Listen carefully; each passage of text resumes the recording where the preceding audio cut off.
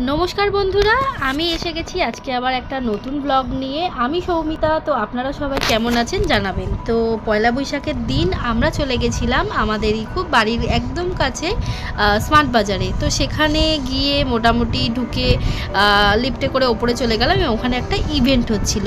সেখানে কিন্তু কুট্টু দেখেই বলল আমি পার্টিসিপেট করব। তো সেখানে ওই বাচ্চাদের 2-4টে ছোটো ছোটো গেম খেলা হচ্ছিল।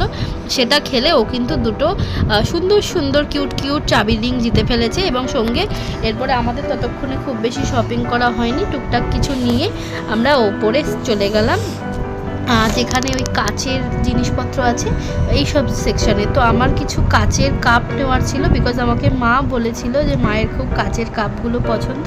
তো আমি সেই দেখতেই গেছিলাম, বিকজ এই ধরনের কাপগুলো যেগুলো তোমরা দেখতে পাচ্ছ এগুলো কিন্তু নর্মালি সবার বাড়িতেই থাকে। তো কাচের কাপগুলো একটু ইউনিক মা চাইছিল অনেক দিন ধরেই, কিন্তু আমি এখানে গিয়ে সেরকম এর আগের বার যখন গেছিলাম প্রচুর কালেকশন ছিল। এই যে এবার দেখো, এবারে কিন্তু সেরকম কিছু নেই। এগুলো অনেক বড় বড়, মানে এগুলোতে মোটামুটি কফি খাওয়ার জন্য ঠিক আছে, বা চা খাওয়ার জন্য একদমই পারফেক্ট নয়।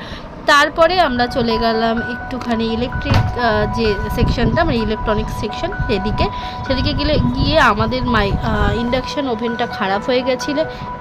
তো সেই জন্য জয় কিন্তু একটা ইন্ডাকশান ওভেন দেখতে আমরা গেলাম। তো নেওয়ার ছিল না অ্যাকচুয়ালি, ওখানে প্রাইসটা একটু দেখে নিলাম যে কেমন দাম। অ্যাকচুয়ালি কালকে আমি কিছু গ্রসারি শপিং করতেই গেছিলাম, বিকজ কুট্টুর সারা সপ্তাহে টিফিনের জন্য যা যা লাগে আমি কিন্তু স্মার্ট বাজার থেকে সমস্তটাই নিয়ে আসি। সেটা ওর কেক হোক বা ব্রেডস হোক, তারপরে ওখানে যে ফ্রুটসগুলো পাওয়া যায় সেগুলো ভীষণই টাটকা থাকে। তো আমি ওইগুলো ওখান থেকেই নিই।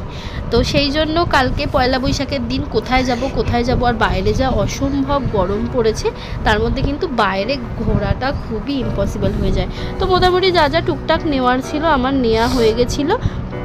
এবার আমরা লিফটে করে 3rd ফ্লোর থেকে কিন্তু গ্রাউন্ড ফ্লোরে আসার জন্য, এই যে কুট্টু তো সবার প্রথম ও লিফটে উঠবে এবং লিফটের যে মানে বোতামটা আছে ওটা ওই প্রেস করবে, মানে এটা ওকে প্রেস করতেই হবে। তো এই হয়ে যাওয়ার পর নিচে চলে আসলাম এবং জয় বিলিং কাউন্টারে দাঁড়িয়ে ছিল। সেখানে কিন্তু প্রচুর প্রচুর লম্বা লাইন ছিল, যেটা আমি তোমাদের সাথে শেয়ার করলাম না। এবং সেগুলো শেষ করে ও কিন্তু এখানে বিলিং করছিল এবং আমি আর কুট্টু সেই ফাঁকে একটু ফটো তুলে নিলাম। এবং তোমরা জানিও আমার এই মিনি ব্লগটা তোমাদের কেমন লাগলো। তো সঙ্গে থেকেও thank you, tata, bye bye. আমার চ্যানেলটা সাবস্ক্রাইব